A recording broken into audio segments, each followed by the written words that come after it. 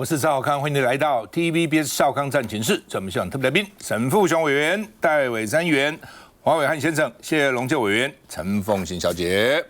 川普要去北京了啊！美中公布行程，因为原来一直美国在讲，没有中国好像都这个不动声色，现在终于同时公布啊。那川习会后天登场啊。那另外呢，这个会前，北京释出中美和平共处的影片，哦，那专家说不会退让台湾，哦，那看起来如果双方都不退让台湾，那到底会怎样啊？那另外呢，川普是淡化中国大陆对台湾的威胁了哈，说他跟习近平会谈对台湾的军售问题，同时他也会谈黎智英这个案子啊。那另外呢，川普说会跟习近平对谈4393亿的军售，哦，这台币啦，不是美金了哈，不认为中国会犯台，好，这是川普自己认为的啊。那美国的媒体说呢，恐怕只要谈到对台军售，就踩到雷根对台6项保证的红线，因为对台6项保证有一个就是说，美国不会跟大陆谈对台湾的军售，怎么样都不会谈，卖不卖，多卖少卖，不关你北京的事情，这是美国的事情。但是呢，你只要一谈，就可能会踩到雷根的这个红线啊。那另外呢，这个旅美学者翁履正说，川普不一定是反台的啦，但是呢，也不一定把台湾放在不可交易的位置，就是台湾对川普可能也没那么重要了哈。那另外呢，香港媒体说，中国会高规格的接待川普，但是呢，对川普不会存在幻想哦，因为川普也说啊，你好我好啊，然后走了以后突然翻脸，川普常干这个事情哈。美国的学者说，北京恐怕会利用川普卖台论打击台湾的信心。就到时说啊，川普说台湾也可以怎样，可以怎样啊，也不一定怎样啊，军售怎样来打击台湾的信心。那说川普跟习近平恐怕边谈边交易，哦，所以呢，这个林佩祥国民党书记长啦，立法院哈说呢，赖清德其实也没有什么备案，只会宣传说哎，我们很乐观，很有信心哦，因为没有人知道川普会怎么谈嘛，真的没有人知道，搞不好川普旁边人都也不知道会怎样哦。那另外呢，这次川普到大陆去带了马斯克，带了库克16个美国企业高层，但是没有带黄仁勋，没有邀请。为什么没有邀请？为什么？他是都要卖东西嘛？苹果手机被小米影响很大哦，等等啊，比如说波音呢，哦，他想叫大陆买他500架波音飞机啊，哦，好，那么主要为什么？因为聚焦在农业跟商用的航空3B 嘛 ，Beef、Beans、波音，我们看一下。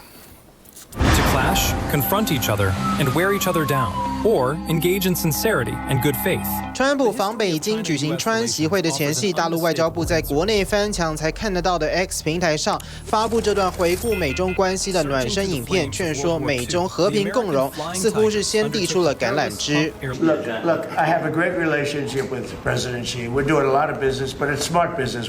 川普出发前在白宫也先预告，川习会一定谈到台湾。We're 9,500 miles. He's 67 miles.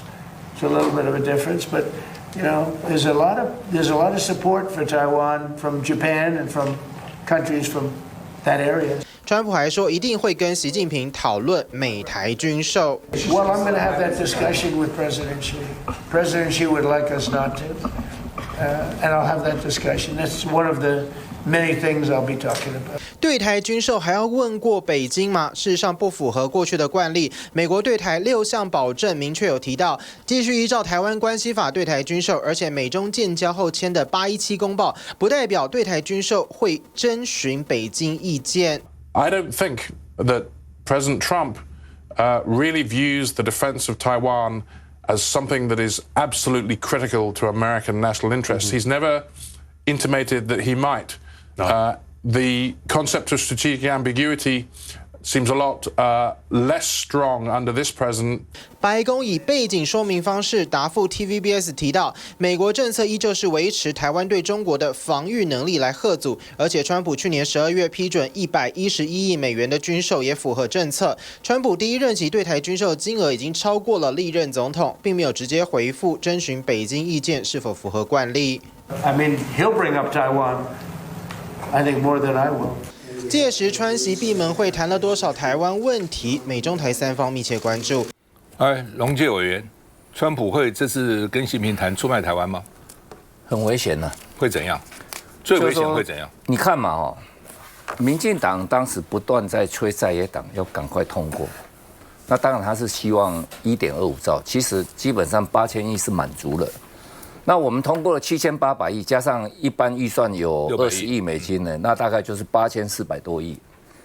可是当我们通过以后，你看美国国务院说他们受到很大的鼓舞，那刻意呢，我们台湾内部又有人去引用某些报道说，这个很失望啊，怎么样？不都是吴记民的？基本上，美国国务院出来是正面的信息。那正面的信息以后呢，有一些国会议员哦，竟然在这个时候要求川普在这个礼拜哦，就是他要出发以前赶快签署这4000多亿。川普基本上是很淡定，他知道我要拿什么去跟北京谈，他的重点不在保护台湾嘛，他的重点是在他的期中选举嘛。现在他的期中选举呢是很困扰的，就是美以阿战争。哦，这个美以伊呢，在伊朗这边呢，你看这4年来，美国不断的对乌克兰输血，就把俄罗斯普丁呢绑在桌子底下，普丁是行不开卡，适当和美国啊用乌克兰给绑在倒卡。那当有了伊朗战争发动的时候，正面敢跟伊朗提供的大概现在只有俄罗斯，可是美国这边一直在怀疑中国大陆呢，是不是刻意提供给伊朗一部分的讯息，包括卫星资料。那这一次呢，川普要从伊朗脱身，从客观的局势看来，没那么简单了。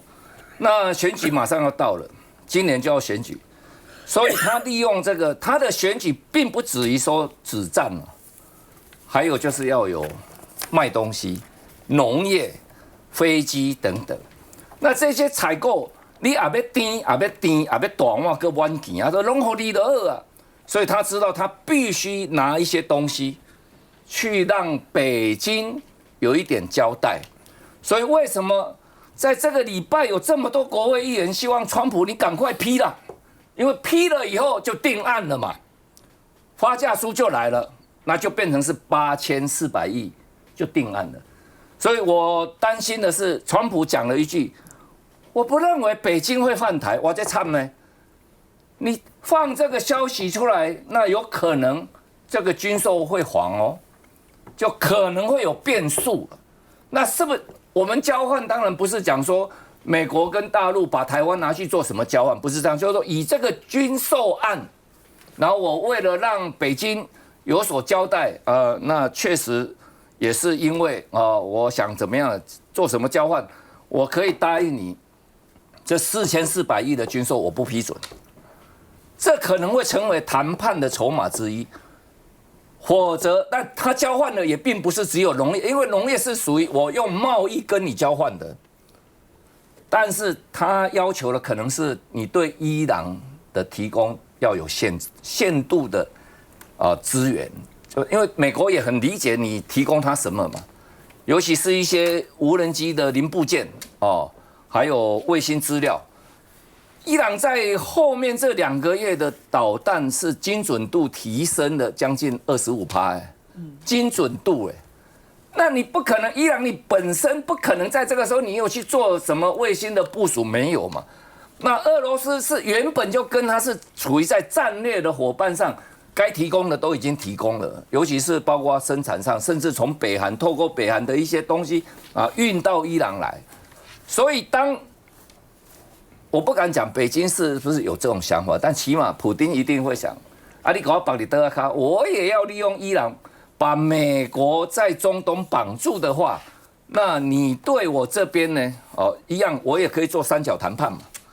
所以这一次的川普跟习近平的见面呢，我们就朝野一致努力呢，把这个军购案通过了。那后续呢，就看他们这2天的见面呢，是不是会真有这些变化？但有这个变化，台湾也不必担心了。其实大家在担心。执政党不断恐吓说，如果没有买，我们就被打。各位想想看，第一次叫我们买6000多亿的时候是说2027会打嘛？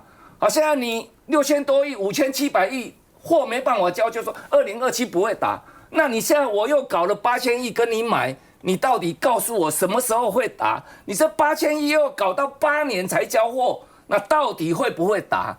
所以并不会因为川普跟习近平见了面谈得好或谈不好就会打，台湾也不会因为这样就陷于危机当中，只是我们反而会有更多的时间跟空间去思考我们的战略，我们要买什么武器，我们是不是可以更冷静的来做整个全面性的布局啊？廖胜是这样主持人你晓得，我一向跟民进党拍到本节目的代表讲话不打屌吴峥也好还有伟山也好，我没有想到今天我跟农界的看法也不一样，跟很多人都不搭调，没什么了，你讲吧。哇，那我真的很寂寞，你知道吗？很孤单。因为我觉得川习会是后天晚上他到达北京，大后天正式上任。那我觉得大部分双方可以同意的都已经敲定了，那是还没有同意的，我想也不容易了。那现在台湾是不是在菜单上面？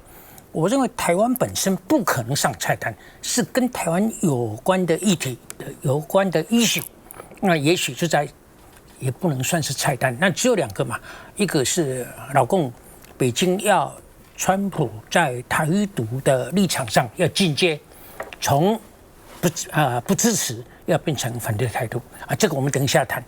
这个好像川普不会让步，因为这个一让步不得了，因为他一让步他就跟郑丽文一样了，明白吗？那但是郑丽文的立场跟全世界大部分国家一样就是一中原则的第3项，你一旦答应了，台湾就是中国的一部分这个全世界都这样，那有什么不对呢？就是跟台湾的主流民意不搭嘛所以这个我觉得川普不太容易，因为一让步后果就是余波荡漾很大，他大概不同意。因为我们现在是讲军购军购很奇怪你说老共把它列为很重要那我继续想说老共为什么很坚持这一项？我想来想去大概只有这样，因为台湾买了军购以后，因为我们都讲台湾有军购的原因是要嚇阻你买多了我怕你买少了我比较不怕，对不对？所以呢是比较不怕第二点呢，他如果真的要来打，你买的少我比较好打，你买的多我比较不好打，这个都可以理解。但是我不相信，因为我的大原则是美中无事，台海无事我讲你们不相信因为我只是什么 potato， 我讲话算什么？但是川普昨天讲了，川普讲说我认为不会有事，他不会打所以这2点其实站不住脚。第3点是有一点味道在里头，因为老共说台湾是我的你说卖军备给他，卖那个军售给台湾呢？因为他欺负太甚了。那当年我勉强没有办法，不得不答应的，是因为我又小又弱你用那个台湾关系法来扣我就说虽然他是你的，我还是可以卖给他就好像我很轻养我邻居的老婆，那我偷偷的出国就买个口红回来送给他不让你知道不让那个老公知道，可以吗？我问过很多女孩子，我的女性朋友，她们都说不可以，道德上不可以但现在老公是说你不是买一支口红你是买一大盒的化妆品，里头有口红不止一支，还有香水，还有什么一大堆你是不是可以少卖几样？我觉得这个第3条也讲不通，为什么2支口红跟1支口红有差别吗？你的结论是什么就是脸上挂不住嘛现在我很大了，我可以跟你搬酒吧，可以说不可以了。以前我这个绿顶罩头，我现在反对，他有办法还是没办法？但是现在，所以从老共的立场去想，我觉得第3点多少有一点味道。现在这个不重要重要的是要从川普这边看过来，川普为什么答应军购减少，或者是搁置，或者是延宕，要比台独立场的境界要来得简单。这一点如果真的他让步了，我跟龙介兄的看法不一样，我跟台湾朝野的看法不一样。恭喜啊，真的恭喜，因为不会打嘛，不会打你少买不是很好吗？对不对？而且也图这个证明说我们这几个月来，国会蓝绿的吵吵闹闹，那些借口啊、理由啊，都站不住脚，少买为妙，既然不会有事。休息一下再回来，下一段继续。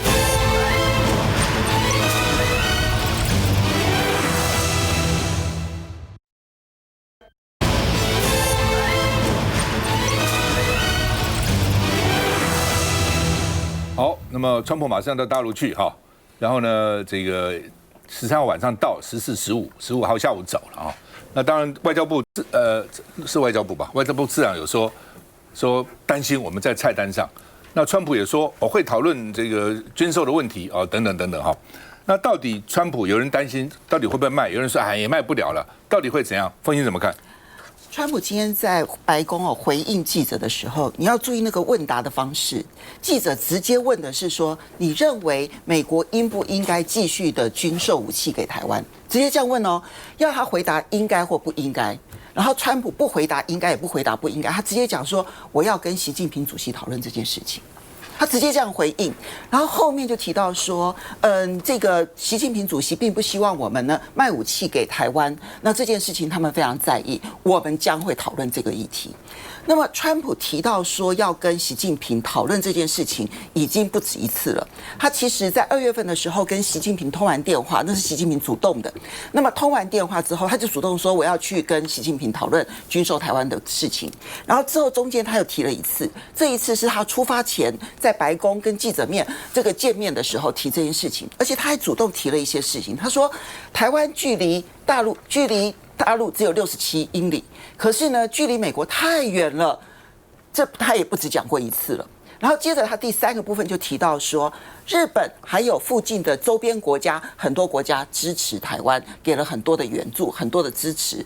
这句话言下之意，如果大家去看最近的趋势发展的话，美国在从第一岛链退，正在把这个第一岛链的所有的这个围堵的这一些相关的这些事情，全部交给日本。好，那这个是川普，恰恰就是因为川普的交易性格，而现在要交易的是经贸问题。其实你仔细盘点经贸问题，你会发现全部都是美国希望中国大陆买，你开支票。那请问一下，中国大陆有跟美国要求任何事情吗？黄仁勋这一次没有去，可中国大陆有要求先进晶片卖给中国大陆吗？没有。事实上 H200 开放到现在，美国商务部长自己说了，北京都没有买，所以它并不需要你的先进晶片，他们现在国产替代做到了一定程度，不敢说很先进，但是做到了一定的程度。所以经贸上面，其实你看不出来中国大陆有求于美国，那么只有美国要求这个中国大陆开支票。好，然后呢，在伊朗问题，本来我认为那是川普要制造的筹码，现在反而尾大不掉，他现在灰头土脸，反而需要中国大陆协助他把伊朗的这一个谈判的门开松一点，开大一点。如果是这样来看的话，川普手上只剩下台湾这个筹码。那台湾这个筹码，过去这一段期间，美国的学术界有非常多的讨论，到底呢，川普可能会怎么样子来处理台湾的这件事情？有2种情况，一个就是军售的问题，直接第2批的140亿美元卡了，不要了，好，不给了。那么第2种可能性呢，是在口头表述台湾的方式上面做一些改变，比如说从不支持台独变成反对台独，甚至于赞成中国大陆为了促进统一、和平统一所做的努力。这件事情，我目前的判断，北京要的就是军售这件事情，你就喊卡，你就动了，你就不可以再做了。川普会听呢？对，这就是看川普他到底能谈判的这个技术。为什么会做这个判断呢？刚好在其实前一阵子，翁履宗刚刚你有提到，那么美国的这个学者啊，那他台湾出身嘛，到美国，他对于两岸议题非常非常的关心，在美国也接触了非常非常多的智库跟学者。他跟另外一位学者孙太一啊，那么他们呢花了2年的时间，那么努力的去访谈了美国、台湾、中国大陆3地的政治甚至于军事精英。这里面包括军事精英哦，那么包括中国大陆的，当然都是匿名的哦。那么去问他们，就是彼此之间的认知啦，等等等等，里面有很多很多的细节，我觉得非常精彩。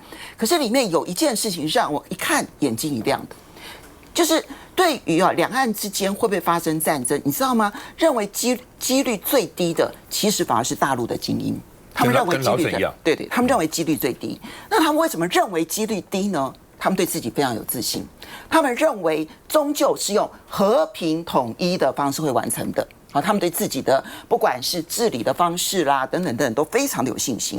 那第二个部分是，他们认为要解决这个问题，最好的方式就是美国只要停止军售给台湾，台湾内部就会产生变化，那和平统一就近在眼前了。所以他们认为，只要解决了军售问题，就解决了一切问题。那我其实，在看到这一个调查的时候，我非常吃惊，我才知道说，军售不是打不打得过，或是谁能够就是什么变成刺猬或什么等等的。因为有意思的是，就算有军售，大陆的精英普遍认为，只要发生战争，3个月之内解决，他们是最乐观的。所以他们并不是认为打得过或打不过的问题，而是他们认为这个对于台湾自己内部影响非常的大，对于美国后续的影响也非常的大。所以为什么北京这么在乎军售？不是说那个内容物让他们多么的觉得可怕，而是他们认为只要停止军售，台湾问题就解决了。可是今天呢，不管最后川普做什么样子的交易，我们必须要记得雷根的6项保证当中，其中有一项就是美国对台军售事先不会跟北京讨论。光是川普口口声声的说他要跟习近平讨论这件事情，他已经违反了6项保证，而6项保证其实就已经束之高阁了。就是说，凤信站长，我大概了解了，就是大陆的精英学者认为，只要美国不卖武器给我们。